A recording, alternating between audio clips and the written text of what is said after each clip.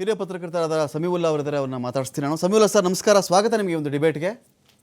Fine, ನಾನು ಚರ್ಚೆ ಮತ್ತೆ ಮಾತಾಡಿಸ್ತೀನಿ ಅವ್ರನ್ನ, ನಾನು ಟ್ರೈ ಮಾಡ್ತೀನಿ. ಟೆಕ್ನಿಕಲಿ ಏನೋ ಸಮಸ್ಯೆ ಆಗ್ತದೆ, ನಾನು ಮತ್ತೆ ಮಾತಾಡಿಸ್ತೀನಿ ನಾನು. ನನಗೆ ಇದು ಈಗ ನಿಮಗೆ ಸಿದ್ದರಾಮಯ್ಯನವರು ಆಳ್ವಿಕೆ ಮಾಡಿದ್ರೇನು ಇಲ್ಲ ಡಿ ಕೆ ಶಿವಕುಮಾರ್ ಆಳ್ವಿಕೆ ಮಾಡಿದ್ರೇನು, ನಾಳೆ ದಿನ ಜಾರಕಿಹೊಳಿ ಅವರೇ ಸಿ ಎಮ್ ಆಗಿಬಿಟ್ರೆ ಏನಾದರೂ ಬಿ ಜೆ ಪಿಗೆ ಫರಕ್ ಇದೆಯಾ ಅಥವಾ ಡಿಫ್ರೆನ್ಸ್ ಏನಾದರೂ ಆಗುತ್ತಾ ಅದರಲ್ಲಿ ಅಂತ? ನನ್ಗೆ ಅದು ಏನು ಬದಲಾವಣೆ ಕಾಣಿಸಲ್ಲ ಸರ್. ಅಲ್ಲಿ ಎಲ್ಲರೂ ಸೇಮ್, ಅವ್ರ ಆಂತರಿಕವಾದದ್ದು ಏನ್ ಹೇಳ್ತಾರೆ ಮಾಡ್ರು. ನಾವೇನ್ ಹೇಳೋದು ಅಂದ್ರೆ ಜನರಿಗೆ, ರಾಜ್ಯ ಜನರಿಗೆ ಗೊಂದಲ ಆಗ್ಬಾರ್ದು. ಇರುವಂತ 108 ಸಮಸ್ಯೆಗಳು ಜನರಿಗೆ ಯಾರಾದ್ರೂ ಆಗ್ಲಿ ಇಲ್ಲಿ ಕೆಲಸ ನಿಂತೋಗಿದ್ಯಾ ಅಂತ ಇವ್ರ ಮಾತಿನ ತಾತ್ಪರ್ಯ. ನನ್ನ ಹೇಳಿದ ಅಷ್ಟೇನೆ, ಸಿ ಎಂ ಯಾರಾದ್ರೂ ಆಗ್ಲಿ ರೀ, ಆಗ್ತಾರೋ ಬಿಡ್ತಾರೋ, ರಾಜ್ಯದಲ್ಲಿ ಕೆಲಸಗಳು ನಿಂತೋಗಿದ್ಯಾ, ಗ್ಯಾರಂಟಿ ಯೋಜನೆ ನಿಂತೋಗ್ಬಿಟ್ಟಿದ್ಯಾ, ಅದು ನಮ್ಮ ಕೆಲಸಗಳು ನಾವು ಮಾಡ್ತಾ ಇದ್ದೀವಿ, ಸಿಎಂ ಯಾರಾದ್ರೂ ಆಗ್ಲಿ ಬಿಟ್ಟು ನಿಮ್ಗೆ ಯಾಕೆ ಟೆನ್ಷನ್ ಅಂತ. ಗ್ಯಾರಂಟಿಗೂ ಡೆವಲಪ್ಮೆಂಟ್ಗೂ ತುಂಬಾ ಅಜಗಜಾಂತರ ವ್ಯತ್ಯಾಸ ಇದೆ ಸರ್. ಇಲ್ಲಿ ತಾವೊಂದ್ಸತಿ ಒಂದು ರಿಪೋರ್ಟ್ ಮಾಡ್ಬಿಡಿ ಸರ್, 34 ಜನರದ ಒಂದು ವಿಮರ್ಶೆ ಮಾಡ್ಬಿಡಿ, ಸಚಿವರು ಯಾರಾಗಿದ್ದಾರೆ, ಅವರವರ ಮಂತ್ರಿಮಂಡಲದಲ್ಲಿ ಏನೇನೆಲ್ಲ ಬದಲಾವಣೆಗಳಾಗಿದೆ, ಏನು ಅಭಿವೃದ್ಧಿ ಆಗಿದೆ ಅಂತ ತಾವೇ ಒಂದ್ಸತಿ ಮಾಡಿದ್ರೆ ರಾಜ್ಯದ ಜನಕ್ಕೆ ಒಂದು ಒಳ್ಳೆ ಸಂದೇಶ ಕೊಡುತ್ತೆ ಸರ್. ಅದಲ್ಲಿ ಯಾರೊಬ್ರು ಅವ್ರವರೇ ಗ್ಯಾಂಪ್ಗಳು ಮಾಡ್ಕೊಂಡು ಮುಖ್ಯಮಂತ್ರಿ ಬದಲಾವಣೆಗಳು ಮಾಡ್ಕೊಂಡಿದ್ದಾರೆ. ರಾಜ್ಯದ ಜನರ ಸಮಸ್ಯೆ ಏನು ಸರ್? ಇಲ್ಲಿ ನಿಗಮ ಮಂಡಳಿಗಳು 900 ಕೋಟಿ ರೂಪಾಯಿ ಬಾಕಿ ಉಳಿದಿರುವಂತದ್ದು, ಇದಕ್ಕೆ ನೌಕರಕ್ಕೆ ಸಂಬಳ ಕೊಡುವಂಥದ್ದು, ನಿಗಮ ಮಂಡಳಿಗೆ ಭ್ರಷ್ಟಾಚಾರ ಆಗ್ತಾ ಇದೆ. ಇವರ ಆರ್ಥಿಕ ಯಾರು ಇವರೇನೆ ರಾಯ್ ರೆಡ್ಡಿ ಅವರೇನೆ 400-500 ಕೋಟಿ ರೂಪಾಯಿ ರಾಜ್ಯಕ್ಕೆ ನಷ್ಟ ಆಗ್ತಿದೆ ಮರಳು ಮಾಫಿಯಾದಿಂದ ಅಂತಾರೆ. ಯಾರು ಅದಕ್ಕೆ ರಿಪ್ಲೈ ಕೊಡೋದೇ ಇಲ್ಲ. ಇವ್ರ ಸರ್ಕಾರ ಬಂದಾಗಿಂದ ಇದುವರೆಗೂ 20 ರಾಜ್ಯ ಸರ್ಕಾರದ ನೌಕರರು ಆತ್ಮಹತ್ಯೆ ಮಾಡ್ಕೊಂಡಿದ್ದಾರೆ. ಯಾವ ರೀತಿ ಆತ್ಮಹತ್ಯೆ ಬೇರೆ ಬೇರೆ ಪ್ರೆಷರ್ಗೆ ಆತ್ಮಹತ್ಯೆ ಮಾಡ್ಕೊಂಡಿದ್ದಾರೆ, ಇಲ್ಲ ಕೆಲವು ಸಂಬಳ ಆಗಿಲ್ಲ ಅಂತ ಆತ್ಮಹತ್ಯೆ ಮಾಡ್ಕೊಂಡಿದ್ದಾರೆ. ನಾವು ಇದನ್ನ ಕೇಳ್ತಾ ಇದೀವಿ ಸರ್, ಇದನ್ನ ಮಾಡಿ. ನೆರೆ ಬಂದಿದೆ, ಅದಕ್ಕೇನಿದೆ ಪರಿಹಾರ ಇದೆ, ಅದಕ್ಕೆ ಮಾಡಿ. ಸ್ಟೇಟ್ ಡೆವಲಪ್ಮೆಂಟ್ ಫಂಡ್ ಇದೆ, SDRF ಇದೆ, ಅದನ್ನ ಮಾಡಿ. NDRF ಏನ್ ಅವೈಲೇಬಲ್ ಇದೆ ಮಾಡಿ. ಮಿಕ್ಕಿದ್ ಏನಿದೆಯೋ ಅದನ್ನ ಆಮೇಲೆ ರಾಷ್ಟ್ರಕ್ಕೆ ಕೇಳ್ಬೋದಂತದ್ದು.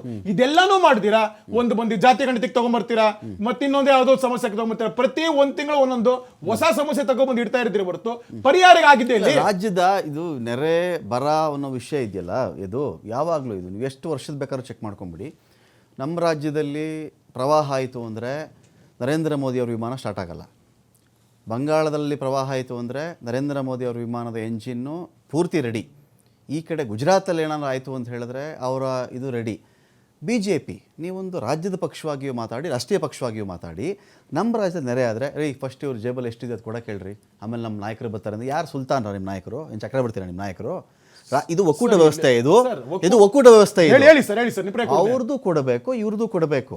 ಅವ್ರದ್ದೇ ಫಸ್ಟ್ ಕೊಡೋಕೆ ಹೇಳಿ ಅಂದರೆ ನಾವು ಯಾವತ್ತೂ ಯಾರೂ ನಾವು ನಮ್ಮ ಶ್ರೀಯುತ ಖಾವಂದರು, ಮಹಾನ್ ಚಕ್ರವರ್ತಿಗಳು, ಮಹಾನ್ ನಾಯಕರು, ಈ ದೇಶದಲ್ಲೇ ವಿಶ್ವದಲ್ಲೇ ಇಲ್ದಿರೋಂಥ ಅದ್ಭುತ ನಾಯಕರ ಬಳಿ ನಾವು ಹೋಗಲ್ಲ.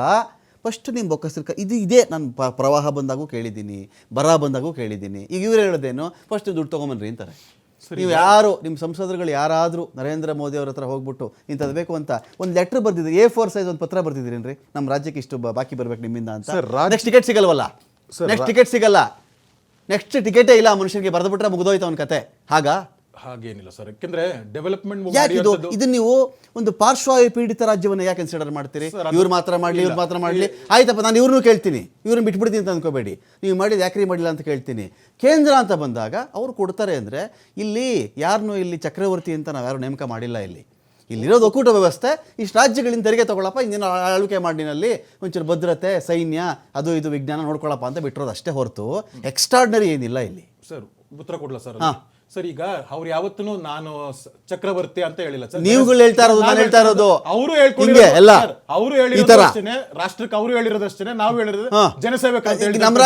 ನಮ್ಮ ರಾಜ್ಯಕ್ಕೆ ವಿಮಾನಗಳು ಸ್ಟಾರ್ಟ್ ಆಗಲ್ವಾ ಸರ್? ಯಾವತ್ತು ನಮ್ಮ ರಾಜ್ಯದಲ್ಲಿ ರೋಡ್ ಶೋಗೆ ಮಾತ್ರ ವಿಮಾನ ಸ್ಟಾರ್ಟ್ ಆಗದ? Only road shows sir. ಯಾವತ್ತು ನಗರದಿಂದ ಮಲ್ಲೇಶ್ವರಂದಿಂದ ಇನ್ಯಾವುದೋ ಇಸ್ರೋ ಇಲ್ಲಿಗೆ ಮಾತ್ರ ರೋಡು ಕಾರು ಚಲನೆ ಆಗೋದಿಲ್ಲ. ಅವರು ಮಾಡ್ತಾರೆ, ನಾವು ಮಾಡ್ತೀವಿ. ಬರ ಬಂದಾಗ ನೆರೆ ಬಂದಾಗ ನಿಮ್ ನಾಯಕರು ಯಾರು ಬಂದಿದ್ರು, ಏನೇನು ಸಮೀಕ್ಷೆ ಮಾಡೋಗಿದ್ರೆ ನನಗೆ ಹೇಳ್ಬಿಡಿ. ಆ ಸಮೀಕ್ಷೆ ಪ್ರಕಾರ ಏನು ಇಂಪ್ಲಿಮೆಂಟ್ ಮಾಡಿದ್ರು ಹೇಳ್ಬಿಡಿ. ಬರ ಬಂದಾಗ, ನೆರೆ ಬಂದಾಗ ಯಾವ ಒಂದು ಇದ್ರಲ್ಲಿ ಕೇಂದ್ರದಿಂದ ದುಡ್ಡು ಬಂದಿಲ್ಲ ಅಂತ ತಾವೇ ಹೇಳ್ಬಿಡಿ. ಬಂದಿಲ್ಲ ಅಂತ ಹೇಳ್ಬಿಡಿ. ಯಾಕೆಂದ್ರೆ 20,000 ಕೋಟಿ ಕೇಳಿಸ್ಕೊಳ್ಳಿ, 20,000 ಕೋಟಿ ನಷ್ಟ ಅಂತ ಹೇಳಿ ನಮ್ಮ ರಾಜ್ಯ ಬಾಯ್ ಬಡ್ಕೊಂಡ್ರು 1,800 ಕೋಟಿ, ಹಾರ್ಡ್ಲಿ 1,800 ಕೋಟಿ ಕೊಟ್ಟು ಮುಗಿಸ್ಬಿಟ್ರಿ. ಯಡಿಯೂರಪ್ಪನವರು ಖುದ್ದು ತುಮಕೂರಲ್ಲಿ ನರೇಂದ್ರ ಮೋದಿ ಅವ್ರ ಜೊತೆ ವೇದಿಕೆ ಹಂಚ್ಕೊಂಡು ನನ್ನ ರಾಜ್ಯಕ್ಕೆ 1,000 ಕೋಟಿ ನಷ್ಟ ಆಗಿದೆ, 30,000 ಕೋಟಿ ನಷ್ಟ ಆಗಿದೆ ಅಂತ ಹೇಳಿದಾಗ್ಲೂ ಕೂಡ ನೆಕ್ಸ್ಟ್ ಯಡಿಯೂರಪ್ಪ ಮುಖ್ಯಮಂತ್ರಿ ಗಿರಿ ಕಳ್ಕೊಂಡ್ರೆ ಹೊರತು ರಾಜ್ಯಕ್ಕೆ 30,000 ಕೋಟಿ ಬರಲಿಲ್ಲ. ಇದು ಇಷ್ಟು ಬೇಗ ಬರ್ತು ಬಿಟ್ರ ನೀವು ಇದೆಲ್ಲ? ಶಾರ್ಟ್ ಟೈಮ್ ಮೆಮರಿ ಲಾಸ್ ಏನಾದ್ರು ಇದೆಯಾ ನಮಗೆ ಬಿಜೆಪಿ ಅವರಿಗೆ? ಡೆಫಿನೆಟ್ ಆಗಿಲ್ಲ ಸರ್. ಮತ್ತೆ ಕಾಂಗ್ರೆಸ್ ಅವ್ರಿಗೆ ಇಷ್ಟೇನೆ ಮರ್ತು ಬಿಟ್ರೆ ಆಗ್ಲೇ ನೀವು?